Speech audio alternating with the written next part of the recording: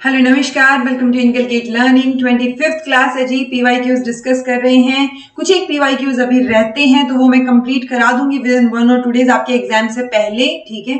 उसके अलावा आपकी जो मैराथन है वो मैंने करवा दी है, उसको देख लीजिएगा, नहीं देखा है तो, और अगर देख लिया है तो स्पीड अप करके उसको बार बार रिवाइज कर लीजिएगा।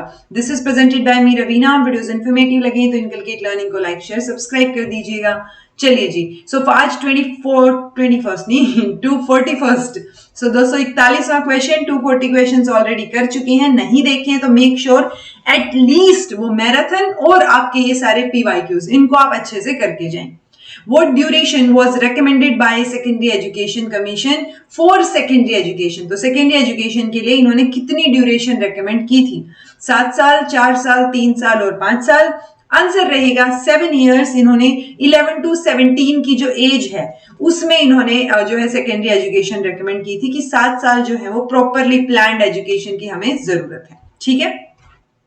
इन which year the national assessment and accreditation council was established? तो नेक जो है वो कब एस्टेब्लिश की गई थी, ये हमसे पूछा है। और उसके साथ साथ नेक में जो 7 पैरामीटर्स हैं, 6 आई थिंक, 6 या 7 आप बताइएगा मुझे कितने जो मैंने करवा रखे हैं आपको। तो 6 या 7 जो पैरामीटर्स हैं वो आपको याद रहने चाहिए कि इनके बेसिस पे नेक की टीम जो है वो क्या करती है, आपको असिस्ट करती है कि आपके जो है यहाँ करिकुलर ठीक है या नहीं, रिसर्च ठीक हो रहा है या नहीं, वगैरह वगैरह। ओके, सो वो 6-7 आपको पता हो प्लस उनकी ग्रेड्स पता हो, तो ये भी याद रखिएगा। सो आंसर क्या रहेगा इसका? आंसर रहेगा 1994। तो 1994 में जो है वो नेक एस्टेब्लिश किया गया था। नेक किसके अंडर एस्टेब्लिश किया है ये आप मुझे कमेंट करके बताएंगे कि किसके अंडर जो है वो नेक की टीम को, नेक जो है वो एस्टेब्लिश किया गया था। इसके साथ साथ अगर आप अच्छा ओके ठीक है, नेक से रिलेटेड अगला क्वेश्चन है, मुझे लगा एक इंफॉर्मेशन मिस हो गई। सो नेक से रिलेटेड ही अगला क्वेश्चन है कि जो हायर एजुकेशन इंस्टीट्यूशन है कोई अगर, सो वो एलिजिबल कब होता है कि वो असेसमेंट और एक्रेडिटेशन के लिए, कि नेक उसको आके असेस करे। सो कब उसकी टाइमिंग बेसिकली, मान लो आज इंस्टीट्यूशन बना है, सो ये तो नहीं हो सकता कि हम कल ही नेक की टीम को बुला लें, राइट। सो कब आप उससे असेस करवा सकते हैं? सो एक रिकॉर्ड हो आपका एटलीस्ट 3 बैचेस का, या फिर आपके इंस्टीट्यूट को खड़े हुए 6 साल हो गए हो, तो जो भी अर्लियर हो। क्योंकि 3 बैच की अगर हम बात करेंगे तो फर्स्ट ईयर में किसी का एडमिशन हुआ, अगले साल वो सेकंड ईयर में गए, उससे अगले साल वो थर्ड ईयर में हो गए, और फिर लास्ट में वो 3 साल बाद पास आउट हो गए। लेकिन एक जैसे ही सेकंड में जाएंगे यहाँ पर एक और बैच आ जाएगा, ठीक है। तो ओवरऑल 4 साल लगेंगे आपको 2 बैच निकालने में। ओके, सो या तो आपके वही 2 बैच निकल गए हों या फिर आपके 6 साल जो है उसको हो गए हों। तो 3 बैच, 4 बैच या फिर 2 बैच या 1 बैच प्लस ईयर्स की बात की गई है। आंसर रहेगा इसका 2 बैच आपके, या तो एटलीस्ट 2 बैच आपके ग्रेजुएशन के बच्चों के निकल चुके हों, या फिर आपके इंस्टीट्यूट को खड़े हुए 6 साल हो गए हैं। सो 2 बैच या 6 साल, ये एक कंडीशन रहेगी। ये आप याद रख सकते हैं। नेक एक्रेडिटेशन जो है वो जो डिस्टेंस एजुकेशन की आपकी यूनिट्स है, जहां पे डिस्टेंस एजुकेशन से आप डिग्रीज प्रोवाइड करते हैं, उसको ये असेस नहीं करते हैं। और जो ऑफशोर कैंपसेस है, मतलब यहाँ पे मान लो इंडिया में कोई यूनिवर्सिटी है, उसका कोई और कैंपस किसी दूसरे देश में है, तो आपके मतलब इंडिया की टेरिटरी से बाहर अगर कोई कैंपस है तो ये उसको भी एक्रेडिटेट नहीं करेंगे। जितने भी इंस्टीट्यूशन इसमें अप्लाई करते हैं नेक की टीम के लिए, वो मैंडेटरी होते हैं कि वो अपनी इंफॉर्मेशन को जो है वो AISHE पोर्टल के ऊपर जाके अपलोड कर दें, और एक उनको रेफरेंस नंबर मिलेगा, रजिस्ट्रेशन वगैरह सारी चीजें, तब जाके वो नेक की टीम जो है वो आपके यहाँ पे असेसमेंट के लिए आएगी। Okay, what is the current problem in integrating life skills into school curriculum? तो current level पे क्या प्रॉब्लम है कि हम लाइफ स्किल्स को स्कूल करिकुलम में इंटीग्रेट नहीं कर पा रहे हैं, ठीक है। So teachers lack skills to integrate life skills into their classroom practices. Teachers में ही नहीं है वो लाइफ स्किल्स इंटीग्रेट करने की स्किल कि आप टीचर जो है उस तरीके से पढ़ा पाएं। It demands the time and energy at the cost of main subject. Student teacher ratio जो है वो इम्बैलेंस है, और पेरेंट्स सपोर्ट नहीं करते। तो पेरेंट्स तो सपोर्ट कर ही देते हैं जब भी बच्चे के अच्छे की बात होती है, तो ये तो पॉइंट नहीं होना चाहिए। Student ratio, teacher ratio imbalance होता है, बट हमारी तरफ से RTE की तरफ से तो वही 1:30 या 1:35, 1:40 ये रहता है ना, राइट। सो वो रेशियो तो ओके है, चलो फिर भी अगर हम लॉजिकली बात करें तो एनर्जी और टाइम डेफिनेटली इसमें लगती है, मेन सब्जेक्ट वाली एनर्जी भी कई बार चली जाती है, लेकिन वो एनर्जी और टाइम की बात तो तब करेंगे ना हम जब टीचर्स हमारे उन स्किल्स में इंटीग्रेट, मतलब उनको वो स्किल्स पता होंगी, आती होंगी कि वो कैसे इंटीग्रेट करें, कैसे क्लासरूम को लाइफ स्किल के साथ जो है आगे बढ़ाएं इंटीग्रेशन के साथ। तो मेरे हिसाब से, ऑल्दो यहाँ पे आंसर की हमारे पास नहीं है, बट मेरे हिसाब से ये फर्स्ट होना चाहिए, क्योंकि टाइम और एनर्जी की हम बाद में सोचेंगे, पहले टीचर्स हमारे स्किल्ड तो हो, कि अगर हमारे टीचर्स स्किल्ड है, क्योंकि बीएड एमएड में अगर सेम चीज पढ़ाई जाती हो इंटीग्रेशन वाली, तब जाके हम आगे टाइम और एनर्जी की बात करें कि कैसे मैनेज हो सकता है, राइट। सो वो टीचर्स में ही स्किल्स अगर नहीं है तो आगे कैसे होंगी चीजें। What does an ecosystem consist of? तो एक इकोसिस्टम में क्या क्या चीजें आ जाएंगी। ऑल्दो ये क्वेश्चन पता नहीं किस बेसिस पे, एजुकेशन से रिलेटेड तो ज्यादा लग नहीं रहा। Physical landscape, population, biotic community, या फिजिकल लैंडस्केप, पॉपुलेशन, या फिर फिजिकल लैंडस्केप मिलके।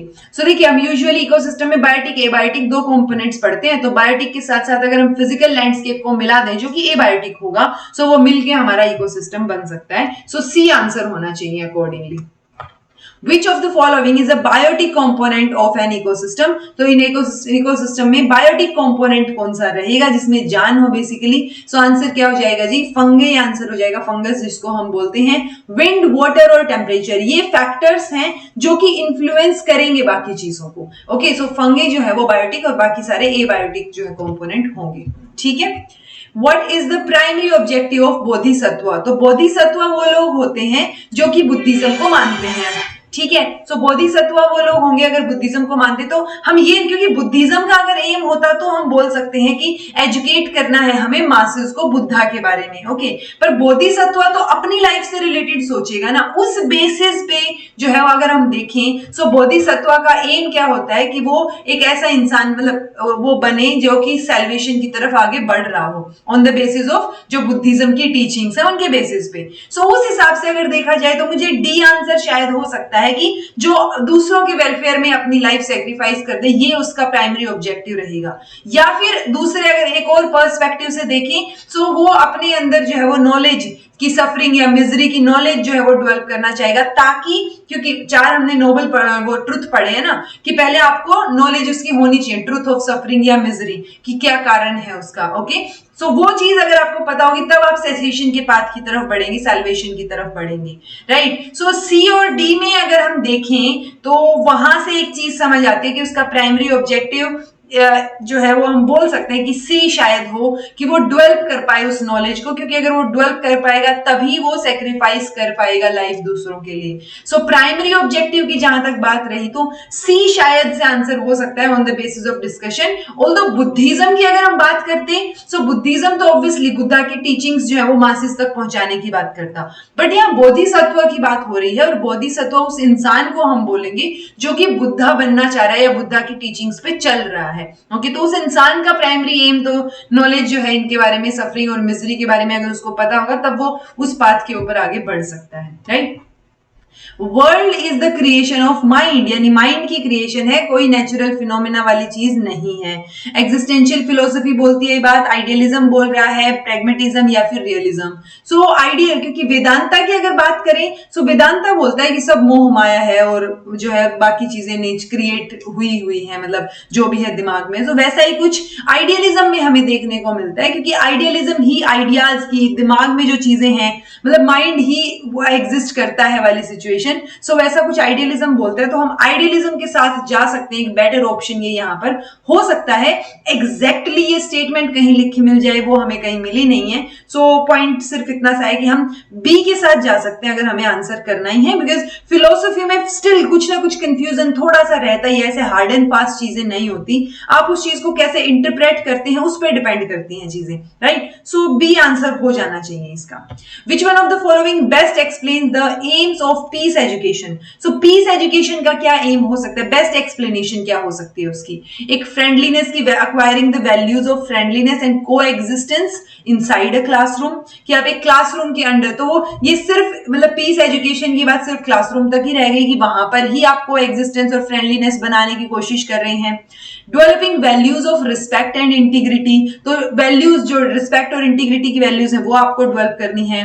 Acquiring the values and knowledge to live in harmony harmony with oneself, with others and with natural environment. So आप अपने साथ, दूसरों के साथ, नेचर के साथ एक आपको ऐसी वैल्यूज और नॉलेज आपके अंदर एक्वायर की जाए कि आप पीसफुली रह सकें, एक एनवायरमेंट ही कंप्लीट पीसफुल बन सके. ये सारी चीजों को इंक्लूड कर रहा है ओवरऑल, ठीक है.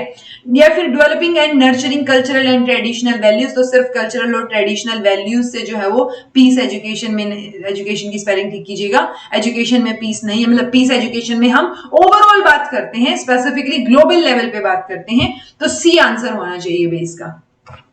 Which school of philosophy believes that self education या self knowledge is the key of all knowledge? यानी आपको पहले खुद को जो है खुद के बारे में पता होना चाहिए, खुद को सेल्फ, वो होता है ना कि सेल्फ रियलाइजेशन होना चाहिए, और सेल्फ के बारे में, सेल्फ रियलाइजेशन के बारे में एग्जिस्टेंशियलिज्म बात करता है. तो मेरे हिसाब से आंसर इसका डी होना चाहिए, बिकॉज आइडियलिज्म जो है वो कहीं ना कहीं आइडियाज के ऊपर ज्यादा फोकस कर रहा है, प्रैग्मेटिज्म एक्शन के ऊपर, रियलिज्म साइंटिफिक या एक्सपेरिमेंटेशन के ऊपर, जबकि एग्जिस्टेंशियलिज्म जो है वो सेल्फ के ऊपर प्लस इंडिविजुअलिज्म के ऊपर ज्यादा फोकस कर रहा है. सो डी इसका आंसर ज्यादा अप्रोप्रिएट लग रहा है हमें. ओके, सो ये हो गए आज के questions. This was all about today. Thank you so much for watching. Be happy, keep smiling, subscribe to inculcate learning because it is absolutely free, and be consistent in your efforts.